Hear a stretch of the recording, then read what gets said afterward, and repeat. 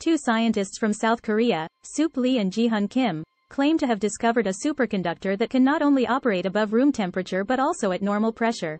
If this is true, it would be one of the most significant discoveries in the field of condensed matter physics, leading to various technological innovations such as maglev trains and a perfect power grid. Yes, you heard it right, maglev trains. The future of commuting might be similar to what we see in Star Wars. However, their paper is a bit short, and many physicists express skepticism. It reminds me of those students who expect an A+ for writing only 2 pages of homework. You know what I'm thinking, my students. In their paper, these scientists claim that their superconductor is composed of lead, oxygen, and phosphorus, with copper doping. They say that this material can exhibit superconductivity at temperatures above room temperature, even up to 400 K, and at normal pressure. Yes, you heard it right, 400 K, which is higher than the boiling point of water.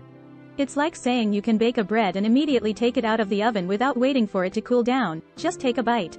Well, maybe not exactly the same, but you get my point. The plausibility of this discovery is being questioned. The matrix of this superconductor, they claim, lead phosphates, is itself a non-conductive mineral and not a metal. It's like saying you can build a supersonic airplane with a piece of stone.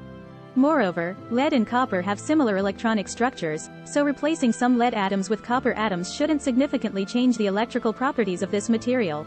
It's like saying you start with a piece of stone and end up with a piece of stone. Unless you're a magician. Nevertheless, people are still trying to replicate their experiment. Just like in love, even though you know that person may not be your soulmate, you still go ahead and try, hoping for a miracle, right? Perhaps, this superconductor is the scientific world's Romeo. Yes, he may look a bit strange, but he could be the one to lead us into a new world. However, if after a week, we haven't seen any new progress, then it means he might just be an ordinary Romeo, not a new Romeo. Overall, it's like watching a suspense movie. You never know what will happen next. But one thing is certain, science is always advancing, just like our talk show, each episode better than the last. Have you heard about Japan's population issue? Their population is declining year by year. Last year, Japan's population decreased by 800,000, which is a lot more than the number of subscribers to our channel. However, Japan's situation is quite complex. Their elderly population is increasing, and Japan's fertility rate is only 1.3, significantly lower than the 2.1 needed to maintain a stable population. It's like trying to run a race with only 1.3 legs, you'll never catch up to those athletes with 2 legs. But compared to the decrease in Japan's population, the number of foreign residents is rising. It's like complaining about your shrinking circle of friends while your Weibo followers keep growing. Clearly, that doesn't satisfy you. Also, did you know? Last year, Japan's number of deaths reached 1.56 million, while newborns were only 771,801. It seems like Japan has more ghost stories than fairy tales. If this continues, Japanese children might be listening to bedtime stories about Ghost Sister and Ghost Uncle, instead of the familiar Cinderella and Little Red Riding Hood.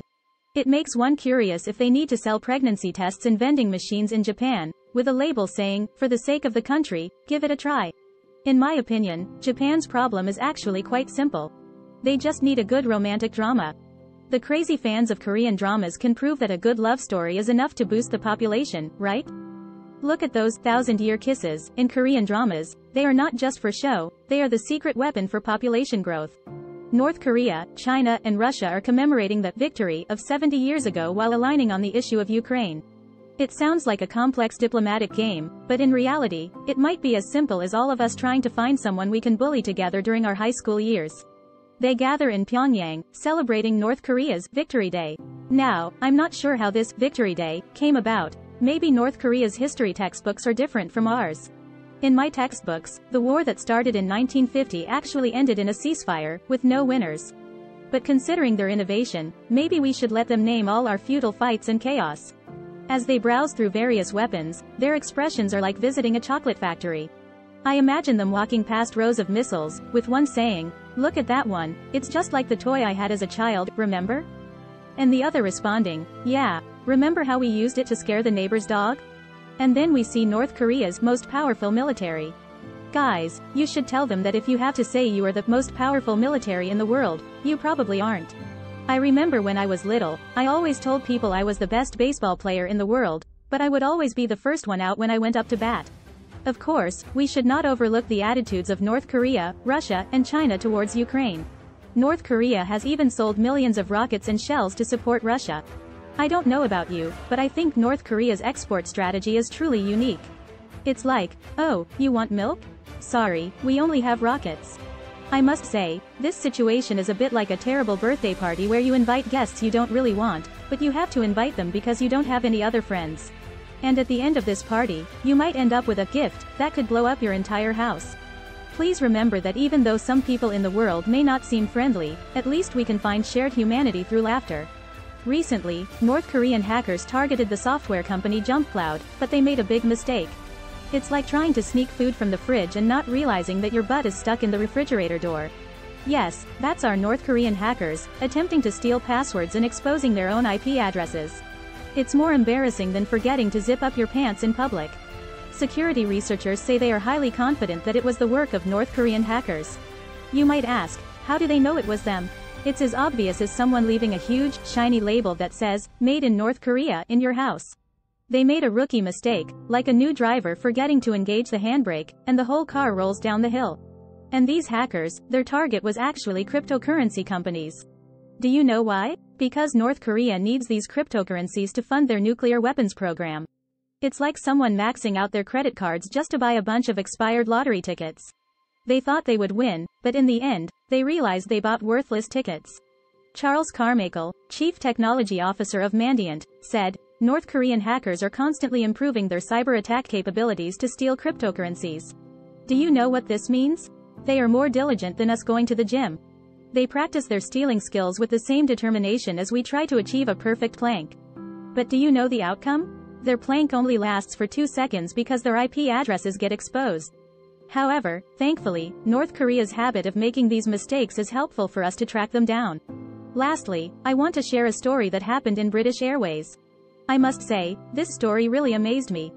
Turns out, KFC can save airplanes too. On Sunday, July 23, 2023, a British Airways Boeing 777 was flying from Providenciales in the Turks and Caicos Islands to Nassau in the Bahamas, and then to London, England. The journey seemed normal until the flight crew discovered that the aircraft's catering cart wasn't properly cooling, and all the food had to be discarded. If you want to delay a flight by several hours, waiting for the airline to prepare another round of in-flight meals for all passengers, then you must be crazy. That's when British Airways came up with a brilliant solution. They decided to have KFC provide the catering service. Yes, you heard it right, it's KFC.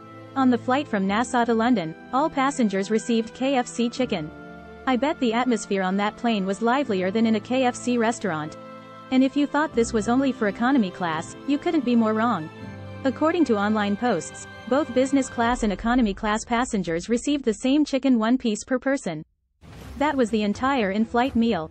At this point, do you feel like you're watching a KFC advertisement rather than listening to a comedy show? I think the conclusion of this story is that next time you fly, make sure to bring your own meal on board because you never know when you might be enjoying KFC chicken at 30,000 feet in the air.